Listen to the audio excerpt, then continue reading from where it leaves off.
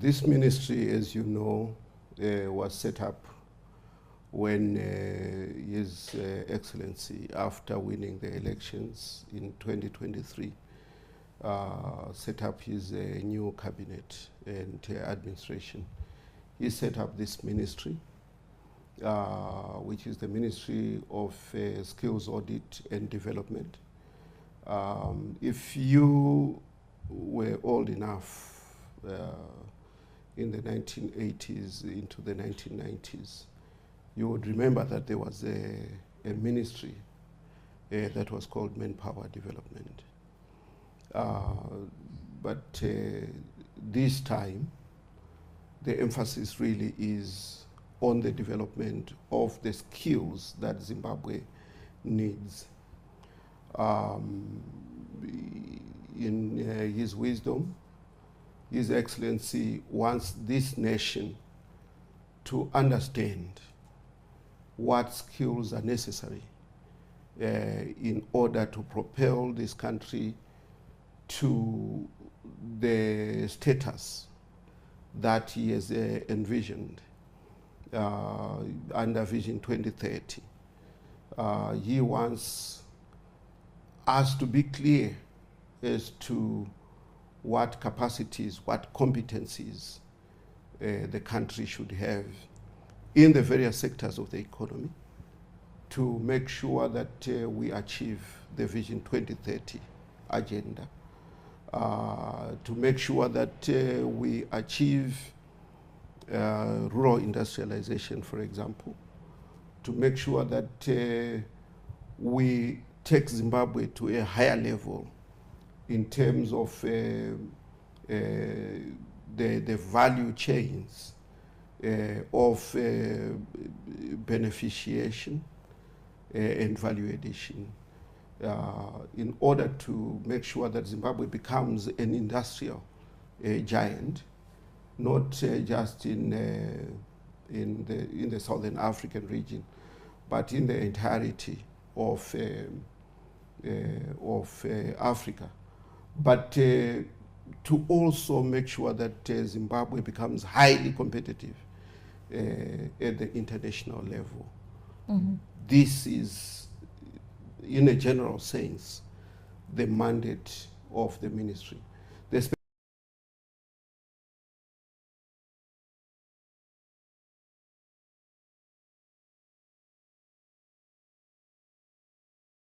audit aspect basically refers to us going out, looking at the current skill sets that we have in the country, and identifying any gaps that are there,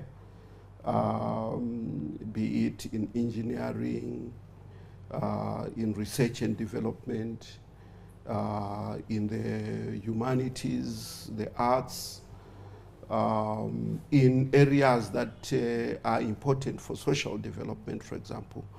Do we have enough development practitioners that could lead this country to where we want it to go, where His Excellency wants it to go? Do we have enough people in health so that Zimbabwe achieves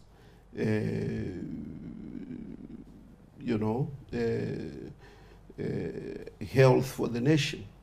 Do we have enough people in the area of education? And what specific areas in education? Is it administration? Is it the research side of it? Is it the teaching and learning aspects of it? So it's almost all areas. If Zimbabwe, for example, wants to be the best tourism destination in Africa, or to compete favorably internationally, what are the skills that we should impart for that particular sector to make sure that Zimbabwe gives the tourist the best experience that we can give as a nation? Mm-hmm. In other words, we are saying what are the necessary skills that can make Zimbabwe an excellent performer in every respect. We are also going to be futuristic in this audit that I'm talking about. We will look at skills for the future. We are in the 4th industrial revolution now. We are now,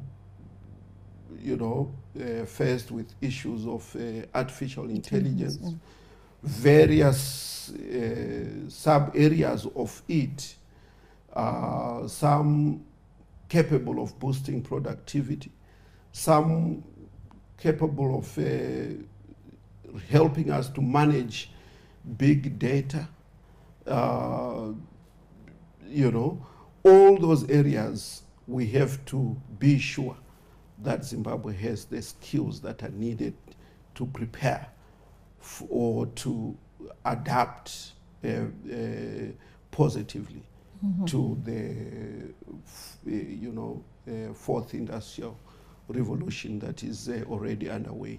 We want Zimbabwe to be an equal participant in the 21st century in terms of all the capacities that go with the technological trends that are happening in the world.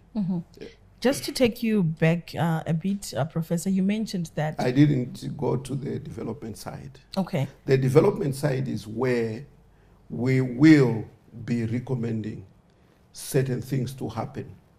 We are not necessarily the ones who are going to implement that. In some cases, we will implement, but in a lot of the cases, we will be recommending to other players to fill in the gaps. For example, if we realize that we have a shortage of skills that could transform communities, and these skills could be developed at the technical and vocational colleges level, we'll go in to recommend those programs, including the infrastructure that will be necessary, including the human capital that will be requisite in order for those skills to be delivered in the country, including even the financial resources that will be required in order to make sure that the institutions deliver on those on those skills. We will be making recommendations to the Ministry of Primary and Secondary Education, for example, for programs that can solidify the foundation for the development of skills in this country. So we will collaboratively work with them in the review of the current curriculum and say which areas do we need to emphasize, to develop, what kind of resources do we need to put together for infrastructure, for teaching and learning, what specific teaching and learning resources do we need to have. How can we motivate learners to take specific career paths so that we have laid a foundation for the development of that human capital that we need, so that in actual fact there has to be a linkage also with higher and tertiary education and the primary, primary and secondary levels, so that there is a continuity. We create almost like a conveyor belt of skills developed from the bottom, lowest level, all the way to the highest level. We'll be making, so also by implication, we'll also be making some recommendations to our tertiary institutions, which areas they need to strengthen, research, what kind of research infrastructure they should have. How can we make sure that we have the engineers that we need in order to take full advantage of the developing green economy, for example. What kind of areas do we need to emphasize in order for us to have skills that will help us to optimally exploit the lithium value chain, for example. Medicinal marijuana, cannabis, the cannabis value chain, for example. All those are areas where we are going to be making recommendations so that Zimbabwe is well placed to take advantage of the global trends. You mentioned something interesting, that in the 80s and the 90s, there was the Manpower Development Ministry, and now this new ministry. How is it different in attaining the upper middle income economy by 2030? There is a difference in what we are emphasizing. Manpower development was almost like static. We don't want to be static. We want to bring a skills revolution to the country by way of strengthening the delivery mechanisms that are there, but also by way of anticipating the skills that are going to be needed. We are going to also look at possibilities of reskilling. Some of our people who have been out of the educational systems for a long period of time, but have not adapted to the fast changing technological world. The transformations that are taking place will require that we upskill and reskill.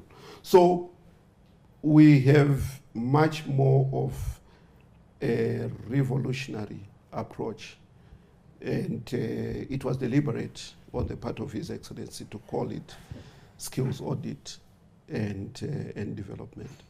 Yeah, that talks to the dynamic nature of what we are going to be dealing with, the transformative nature of what we are going to deal with, the sort of revolutionary nature of what we are going to deal with.